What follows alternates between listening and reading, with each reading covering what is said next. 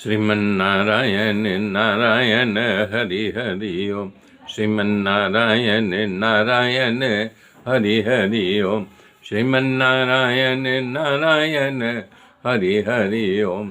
श्रीमन्नारायण नारायण हरि हरि ओम। श्रीमन्नारायण नारायण हरि हरि ओम। मेरे मित्रों, कल मैंने बताया था, तब जो है इंद्र बृहस्पति के पास जाते हैं, बोले गुरुदेव कुछ करो, नहीं तो ये हिरण्यकशिपु तपस्या करेगा, उसके हाथ में शक्ति आ जाएगी तो हम लोगों को दुख देगा। तब बृहस्पति पोपट को रूप ले जा करके नारायण वो भाग के आता है। कयाधु उसको आता देख करके पहले तो भौचक्की हो जाती है। 36,000 वर्ष के लिए तपस्या करने गए थे और आ गए, लेकिन उन्होंने उस समय कुछ नहीं कहा, खुश हो गई। बोले अरे आइए आइए, आपके ऊपर मेरा दिल ही लगा था, मैं अकेले छटपट कर रही था, अच्छा हुआ आप आ गए नाथ, आप हमारे प्राण हो, आप हो तो सब कुछ है। इस प्रकार से वो उसकी खुशामद की और खूब बढ़िया रसोई बनाई। रसोई बना करके वो परोस के खिलाने लगी और पहले तो वो उसको पंखा झलते उसके फुलाया। बोले आप जो है बखान करना शुरू किया कि कितनी भाग्यशाली हूँ कि आप जैसा पति मुझे मिला हुआ है। इसका दो अर्थ हुआ, इसे सुन करके फूल गया। अभिमानी का बखान, अभिमानी जो हो उसका बखान करो तो फूल के कुप्पा हो जाता है, तो वही अपमान करना, जब वो बखान करना शुरू किया तो फूल गया। तब उसको लगा अब पूछूं तो सही सही उत्तर देंगे। तब कयाधु ने कहना शुरू किया कि नाथ आप तो हजारों साल कह के गए थे तपस्या करके लौटूंगा, क्या बात हुआ आप एक ही दिन में आ गए। तो बताने लगा कयाधु मैं क्या बताऊं, जब मैं यानी कि वहाँ तपस्या करने के लिए गया, बैठा मंदराचल पर्वत पर ध्यान में, तभी एक पोपट आया, बोला नारायण नारायण। तो कयाधु आश्चर्य, बोला क्या? बोला हाँ, शगुन अच्छा नहीं था, इसलिए मैं जो है नारायण नारायण सुन करके भाग आया। तो कयाधु ने सोचा कि बताओ इसके मुख से नारायण नारायण निकला है, तो ऐसा करूं इससे मैं नारायण नारायण बहुत बार कहलाऊं। युक्ति प्रयुक्ति करके वो बोले कि नाथ सही सही क्या बोला? तो बोले अरे सही सही बोला कयाधु, नारायण नारायण बोला।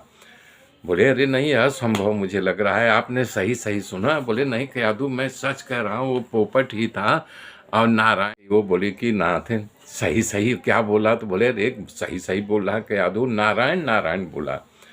बोले अरे नहीं असंभव मुझे लग रहा है, आपने सही सही सुना। बोले नहीं कयाधु मैं सच कह रहा हूँ, वो पोपट ही था और नारायण नारायण कह रहा था। तो वो नारायण नारायण बुलवाते बुलवाते युक्ति प्रयुक्ति से कथा कयाधु ने बार बार हंसी मजाक में भी कि बोले मेरे नाथ सही सही नारायण। बोले हाँ कयाधु नारायण नारायण बोल रहा था। और बुलवाते बुलवाते 108 बार जब हो गया, बोले नहीं अब सही है, अब भगवान इसका कल्याण कर सकते हैं। उसी समय जो है भक्त प्रहलाद उसके गर्भ में प्रवेश किए, अन्यथा राक्षस योनि में जन्म ले प्रभु कहाँ उसके गर्भ में जा सकते थे। तो इस प्रकार से जब जो है गर्भ में आ गया, तब हिरण्यकशिपु का तेज बढ़ने लगा। और फिर बोला कि अब मैं तपस्या करने जा रहा हूँ। बोले हाँ जाओ। तो फिर मंदराचल की गुफा में जा कर के तपस्या करने लगा। तपस्या से उसका तेज बढ़ने लगा और घबरा करके ब्रह्मा जी के पास सब देवता गए। बोले प्रभु हमारा स्वर्ग में रहना जो है बड़ा मुश्किल लग रहा है। बोले क्यों?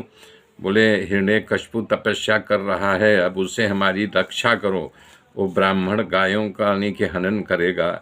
अगर ये असुरों के हाथ में शक्ति आ जाएगी बिना मतलब का, हम लोग स्वर्गवासी परेशान होंगे।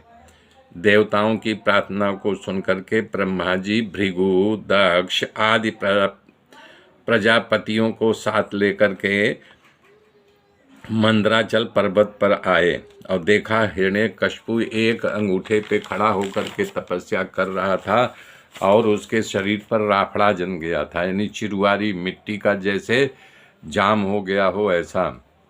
ब्रह्मा जी ने कहा हे बेटा हिरण्यकशिपु तुम्हारी तपस्या सफल हुई, मैं तुम्हारे सामने खड़ा हूँ, तुम्हारे सामने प्रकट हो गया हूँ, जागो और देखो, मैं तुम्हें वर देने के लिए आया हूँ, वर मांगो। मेरे मित्रों, मेरे साथ बने रहिए, आगे की गाथा कल जोड़ूंगा। तब तक के लिए जय श्री राम, जय श्री राम, जय श्री राम।